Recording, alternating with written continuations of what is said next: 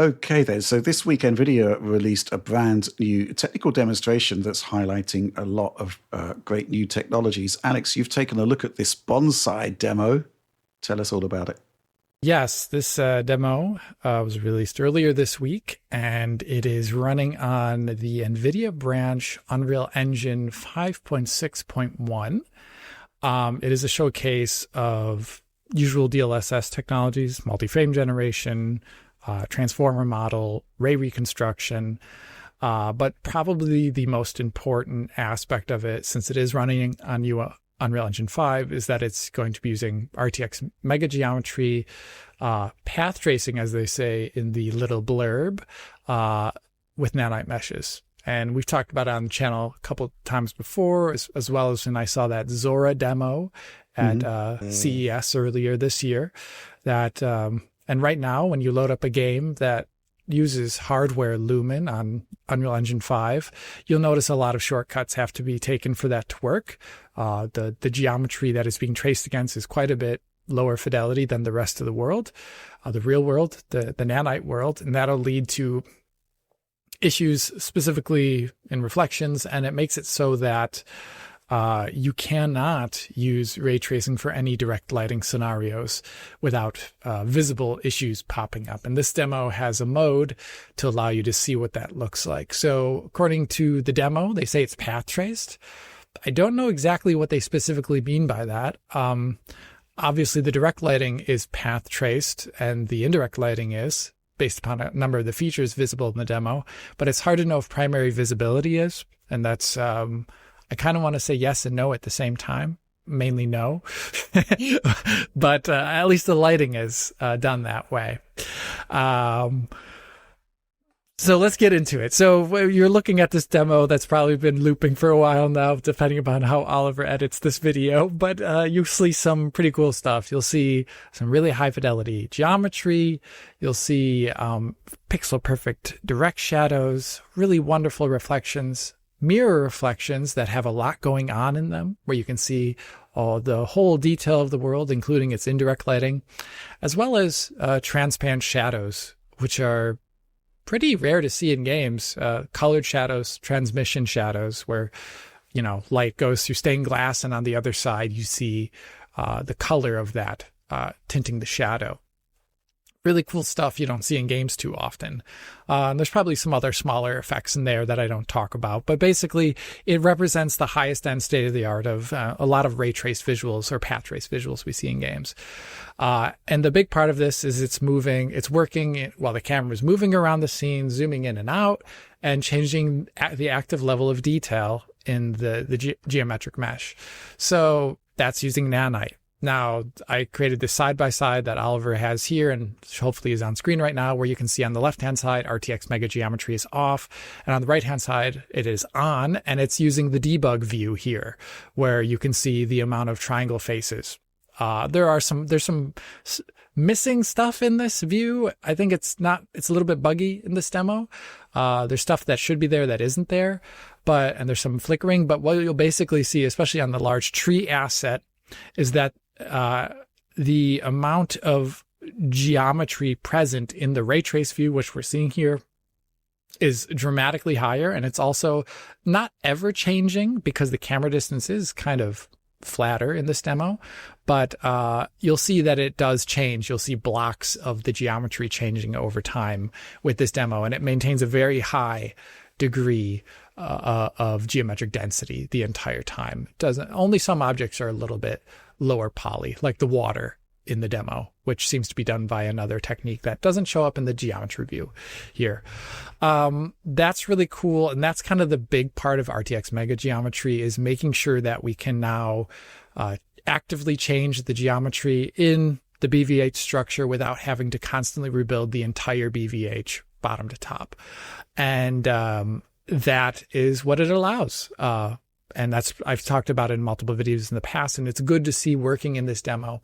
The demo also allows you to show this RTX off, Mega Geometry off, and RTX Mega Geometry on, with the actual rendering taking place, not just the debug geometric view. And that looks like this here. And they'll look similar, I think, with a passing glance. But you'll notice that there's actually kind of really big rendering issues on the left-hand side here.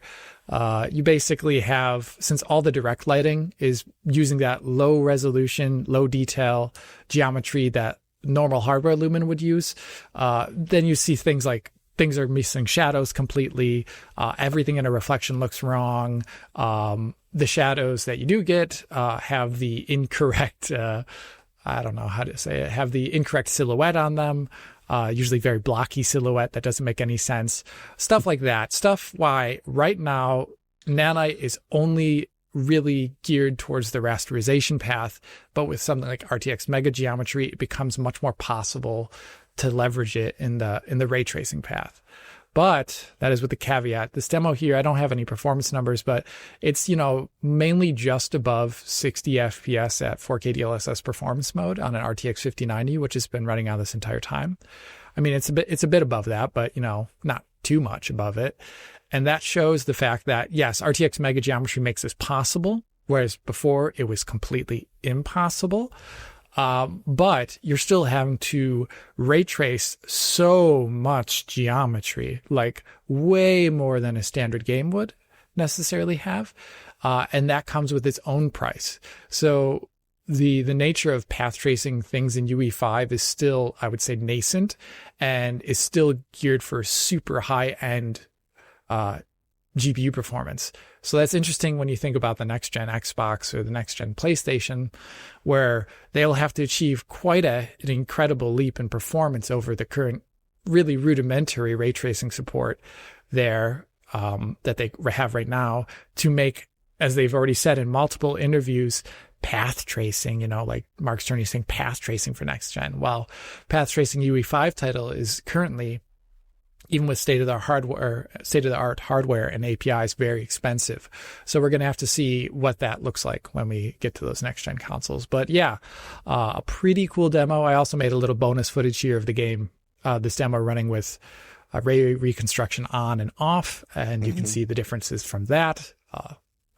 But it's a pretty cool demo, and I love that it looks, as John said, like an early 2000s demo, just like some random flyby of cool lighting effects that you've never seen before in games. Whoa. Yeah. It's like a dreamy landscape, just floating somewhere that's, self-contained. Yeah, no, this looks amazing. I especially, though, I love how they're trying to do glass caustics there. Yeah. With They're that. very Like cool. it's not perfect, but it looks freaking good. Like, that's just not something we really ever see in games, so I'm happy to see it on top of everything else that the demo's showing. Yeah. One other thing I like is if you look in the mirror reflections, you'll see that they actually have transparencies in reflections. Most games just don't ever trace transparent. So you're doing that's why when they say like the light transport here is path traced, it definitely is based upon behavior like that. Yeah. But whether or not the primary visibility geometry is, I don't know. I don't want to say so because you can turn off RTX Mega Geometry and the world doesn't look like crap. It's just the lighting that looks like crap. So, yeah. What are the actual logistics of a developer using the Nvidia fork of Unreal Engine? Does it require a huge move away from the existing basic vanilla one? I mean, it's as long as it's up to date, it shouldn't be such a big deal. If you're already on 5.6 or whatever, then moving over to the Nvidia branch won't be like wholly breaking of everything because it's adding on features that typically don't touch any of the normal stuff. You just flip other stuff on adjacent to it in addendum or supplementary to it. And as a result, that may break your art though, because you designed it around Lumen or designed it around VSMs, and all of a sudden those systems aren't in use anymore. But I would say if you were using like an older version of Unreal or whatever, and you wanted to go up to the latest NVRTX branch, you'd probably go through all those growing pains and more that you would have of updating normal Unreal anyway. Okay, good stuff. I mean, we're 60% of the way there, baby, to Unreal Engine 6. Yes. It's 5.6, it's coming. Yeah, 5.7. Just a little small thing. There's been some news in the background, and I've seen it too, that and this is totally adjacent, but it's Unreal related, and I swear it's good. But they're adding a lower end non-Lumen based RTGI into Unreal Engine 5.